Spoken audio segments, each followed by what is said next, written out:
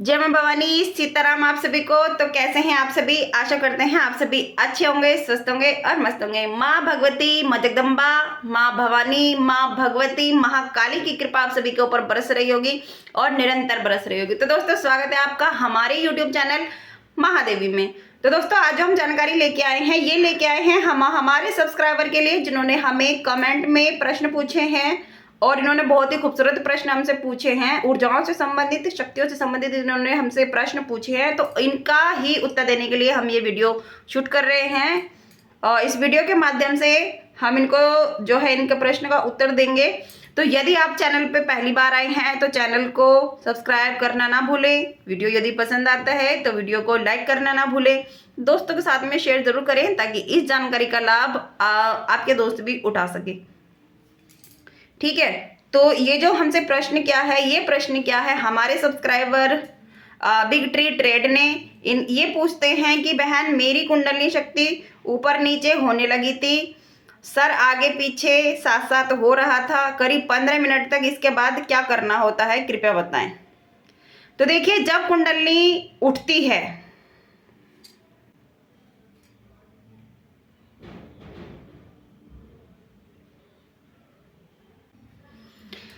देखिए, सबसे पहली बात तो आपने लिखा है कि बहन मेरी कुंडली शक्ति ऊपर नीचे होने लगी थी, सर आगे पीछे साथ साथ हो रहा था करीब 15 मिनट तक, इसके बाद क्या करना होता है कृपया बताएं।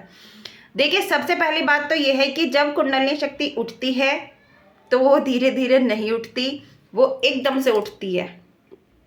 ठीक है, और जब कुंडली शक्ति उठती है तो उसमें जो है ऐसे समझो कि जैसे बॉडी में करंट लग गया हो।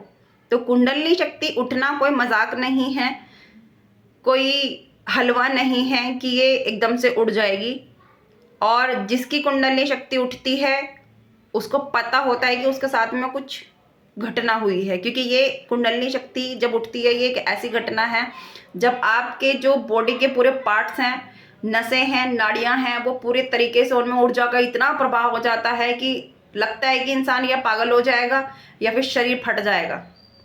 ये कुंडली शक्ति है, यानी कि सुप्त अवस्था में पड़ी हुई आपकी ऊर्जा जो मूलाधार चक्र से उठकर सहस्त्रार तक सीधी निकल जाती है। तो आप जो जिसकी बात कर रहे हैं, ये जो ऊर्जा है ये चक्रों की ऊर्जा है, कुंडली की ऊर्जा नहीं है। जब आप माला जाप करते हैं, जब आप कोई मंत्र करते हैं, तो मंत्र की जो ऊर्जा है उसको आपकी बॉडी अपने अंदर ऑब्जर्व करती है। तो जब बॉडी में आपकी वो ऊर्जा जाती है तो आपके जो चक्र हैं वो एक एक चक्र को भेदती हुई ऊपर की तरफ जब उठती है वो ऊर्जा, तो आप उसमें मंत्र जाप करते समय आप उसमें आगे पीछे हो सकते हैं, गोल गोल घूम सकते हैं, सर भी घूम सकता है अगर सर भारी होता है। और किसी किसी बच्चे को हाजिरी जैसा हो जाता है कि उनको हाजिरी आएगी, लेकिन ये हाजिरी के सिम्टम्स नहीं होते हैं। ये सिर्फ एक कॉस्मिक ऊर्जा है जो ब्रह्मांड से आपकी बॉडी में प्रवेश कर गई है और आपको उसकी अनुभूति हो रही है। ठीक है, तो कुंडली शक्ति तो एक बहुत बड़ी बात होती है कि आपकी कुंडली शक्ति उठ गई है। और जब कुंडली शक्ति उठती है तो उस समय होश नहीं होता, उस समय पता नहीं होता क्या हो रहा है, उस समय आप दूसरी ही दुनिया में होते हो। उस समय ऐसा होता है कि शरीर या फट जाएगा, क्योंकि उस समय जो कुंडली उठते समय जो बॉडी में करंट लगता है, एक एक नस, एक एक नाड़ी उस समय पूरी खिल जाती है जब कुंडली शक्ति उठती है। तो ये बहुत भयंकर अनुभव होता है जब कुंडली उठती है। तो आप जिसकी बात कर रहे हैं ये एक ऊर्जा है, और ये ऊर्जा जो है एक बहुत ही छोटा सा सूक्ष्म ऊर्जा है आपके पास जिसकी आपने बात की। ये बहुत ही सूक्ष्म ऊर्जा है, इसको हर कोई महसूस कर सकता है। आप इसको वो व्यक्ति भी महसूस कर सकता है जिसके गुरु नहीं है और वो ओम नमः शिवाय का जप कर रहा है, तो इस ऊर्जा को वो भी महसूस कर सकता है, क्योंकि ये एक ब्रह्मांडीय ऊर्जा है और जो मंत्रों से कनेक्शन बनाता है, जो मंत्र जाप करता है, उनके साथ में ये होता ही होता है। ठीक है,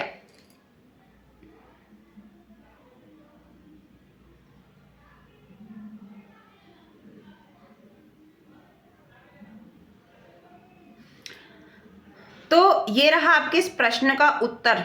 तो कुंडलिनी बहुत बड़ी चीज़ होती है। ये कुंडलिनी नहीं है, ये कॉस्मिक ऊर्जा है जो आपको अनुभव करा रही है। आपके अंदर के जो चक्र हैं उनमें जब वो ऊर्जा भेजती हुई जाती है तो उस समय ऐसा ही होता है। तो ये कुंडलिनी शक्ति बहुत बड़ी चीज़ होती है, वो नहीं है। दूसरा प्रश्न आपका ये है कि बहन को प्रणाम, साधना के बाद जब कोई शक्ति आ जाए तो उसके बाद क्या करना होता है, बताएं। देखिए, साधना के बाद जो शक्ति आती है वो 2 प्रकार की आती है। अब आपने ये नहीं लिखा है कि आपको शक्ति कौन सी आई है।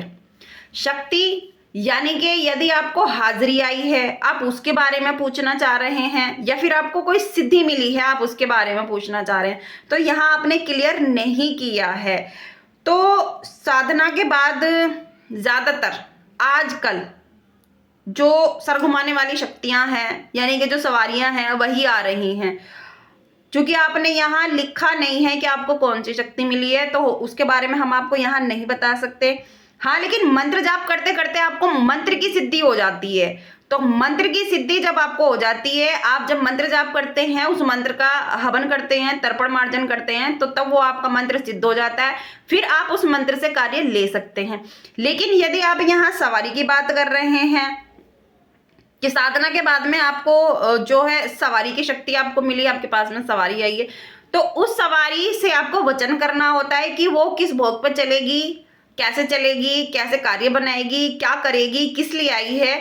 तो ये सारे जो प्रश्न होते हैं हाजिरी से संबंधित, सवारी से संबंधित, ये आपको अपने गुरुओं से डिस्कस करने होते हैं। क्योंकि हाजिरी से गुरु ही वचन भरवा सकते हैं, गुरु ही आपकी सवारी को आगे चला सकते हैं।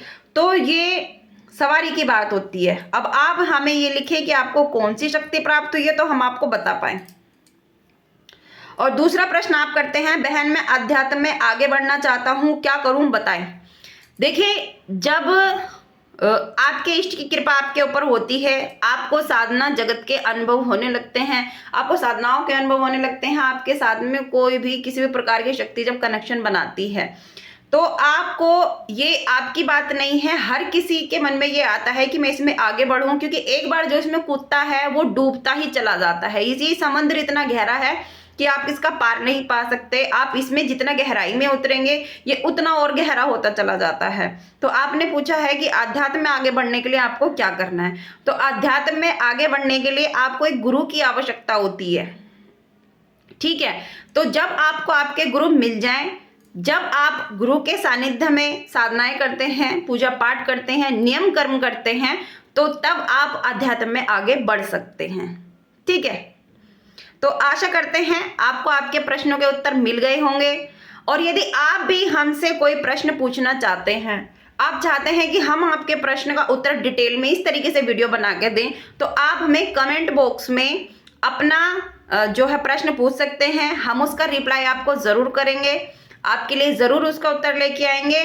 तो यदि आपको ये वीडियो पसंद आई है और इस वीडियो से आपको जानकारी मिली है, आपको ये वीडियो अच्छी लगी है, हेल्पफुल रही है, तो आप हमारी वीडियो को लाइक ज़रूर करें, चैनल को सब्सक्राइब ज़रूर करें, दोस्तों के साथ में शेयर ज़रूर करें, और कमेंट बॉक्स में जय मां भवानी सीताराम ज़रूर लिखें। तो मिलते हैं आपसे अगली वीडियो में अगली जानकारी के साथ। तब तक के लिए जय मां भवानी सीताराम।